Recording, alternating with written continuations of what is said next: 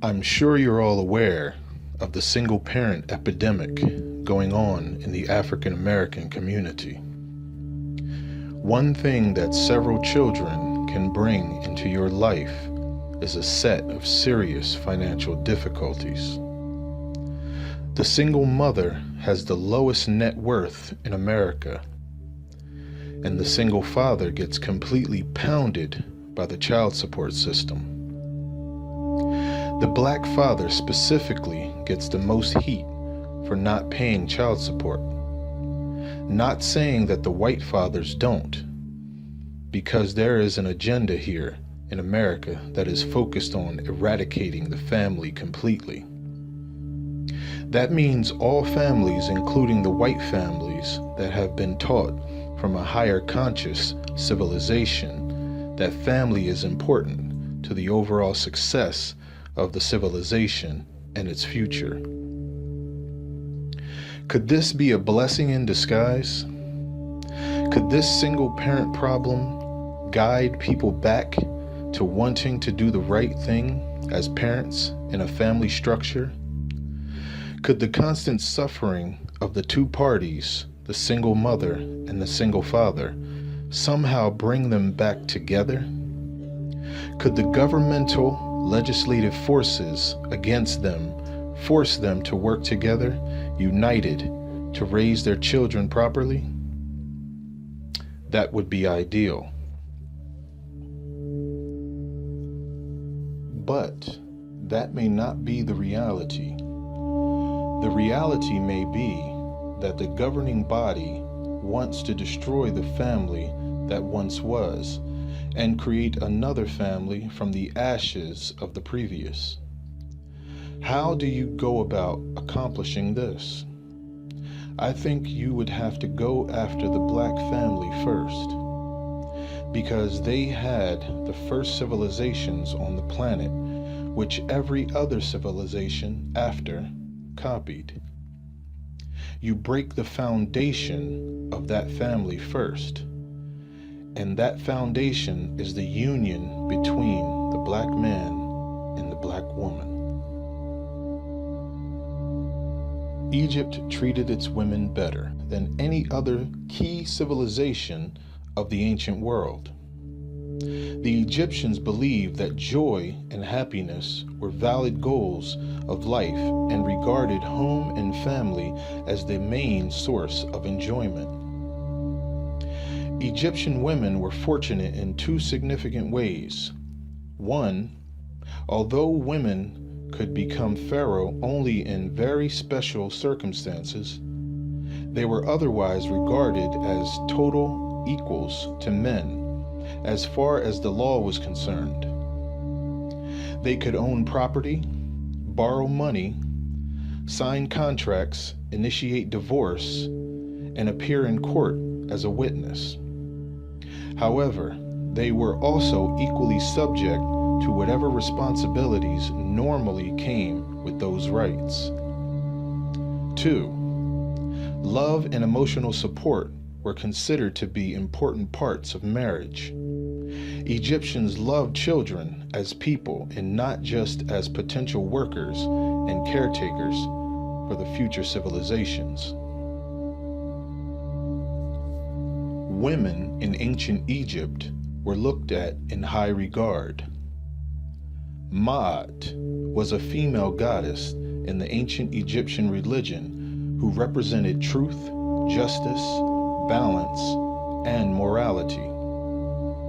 She was the daughter of the Egyptian sun deity Ra and wife of the moon god Thoth. She served as the spirit of justice to the Egyptians.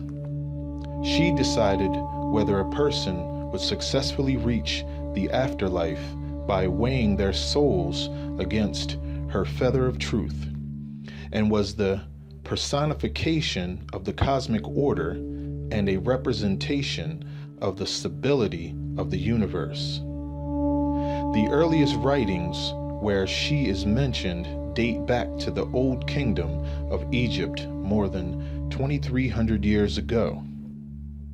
Maat is usually depicted in the form of a woman seated or standing with outstretched wings attached to both her arms.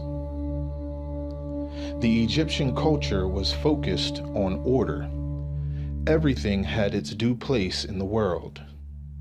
This included religion, society, and seasonal changes. The goddess Ma'at came to represent the concept of balance and order because many Egyptians needed to explain the world around them.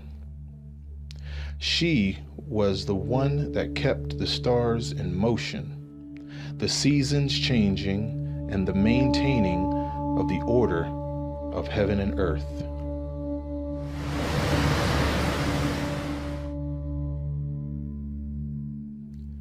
The Book of the Dead is a collection of funeral texts and spells from ancient Egypt designed to guide a person's journey through the underworld into the afterlife. Without these spells, it was believed a person could not advance. In the book, there's a spell called 42 Declarations of Purity, or the Negative Confessions. This spell is comprised of confessions the tomb owner believed to be committed throughout his life. It was believed that any crimes committed against Ma'at should be written down as they could easily be forgiven. In the hall of Ma'at is where the judgment of the dead was performed, in which Ma'at played an important role. The ceremony, called the Judgment of Osiris, was named after Osiris, the god of the dead. When the dead were judged, it was the feather of Ma'at that their heart was weighed against. If a balanced scale was struck, the deceased was deemed worthy to meet Osiris in paradise. The weightlessness of their hearts indicated that their souls were not burdened with sin and evil. If the heart of the deceased was found to be heavier than the feather of Ma'at, it would be devoured by Amit, the soul-eating monster depicted with the head of a crocodile, the front half of a lion, and the back end of a hippopotamus.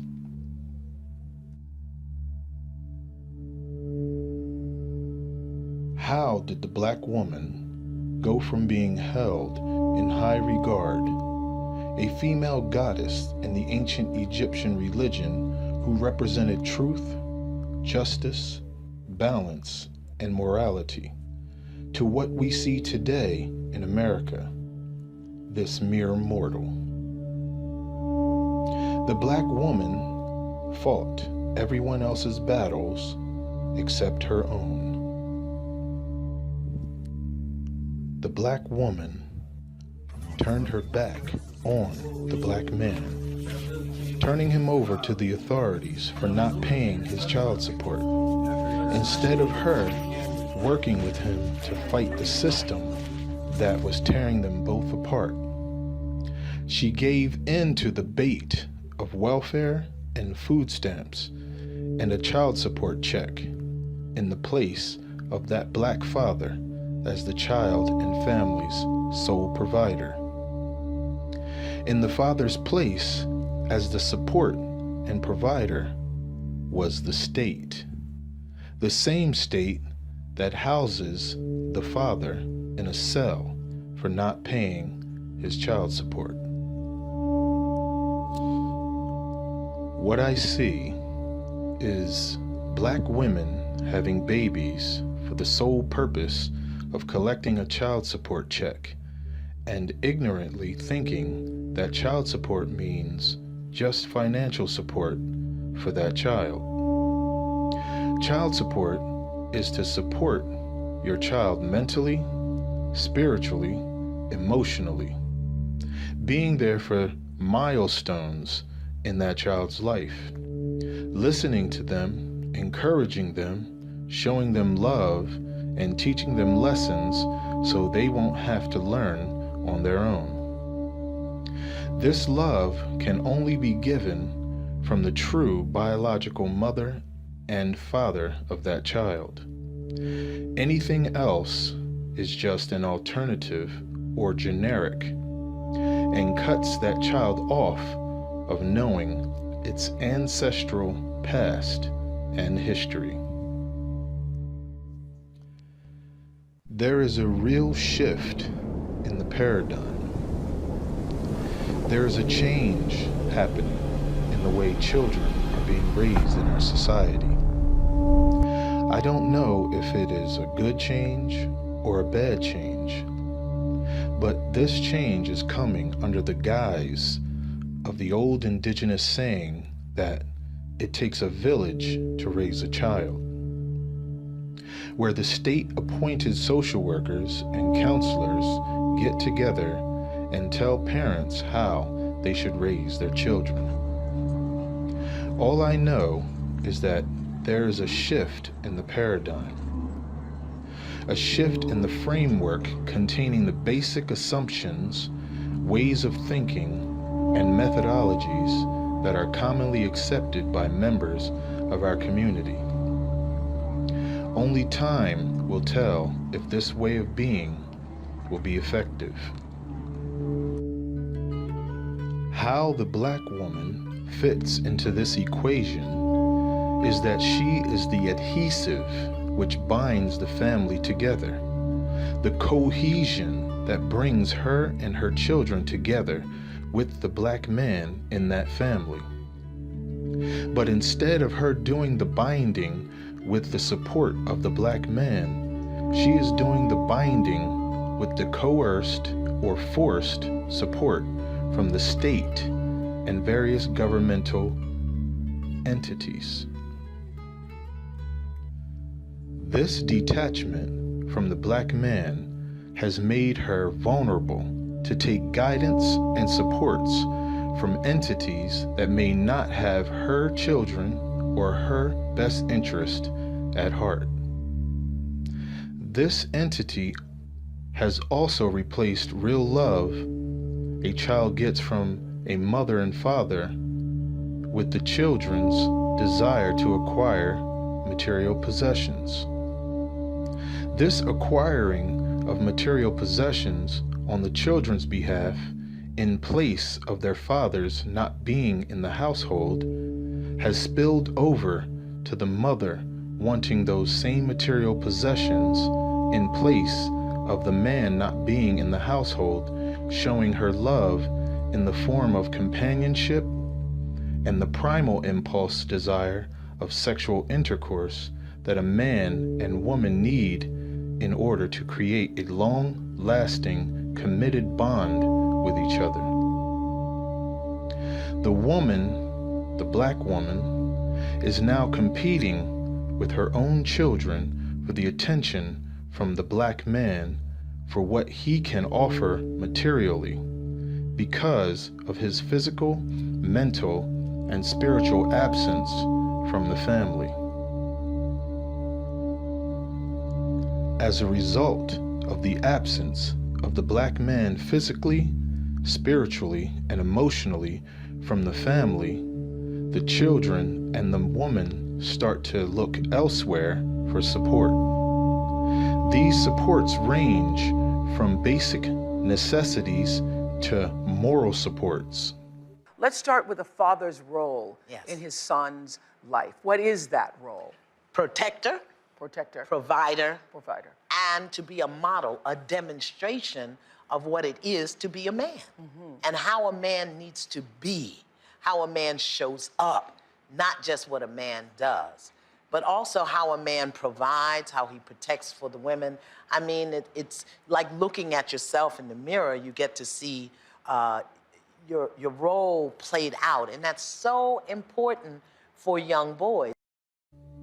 So, you will find the most beautiful and previously morally sound Black women subjecting themselves to the most horrendous situations and circumstances just to provide the basic needs for their families in the absence of the black man, whom co-contributes to the moral code of that black family.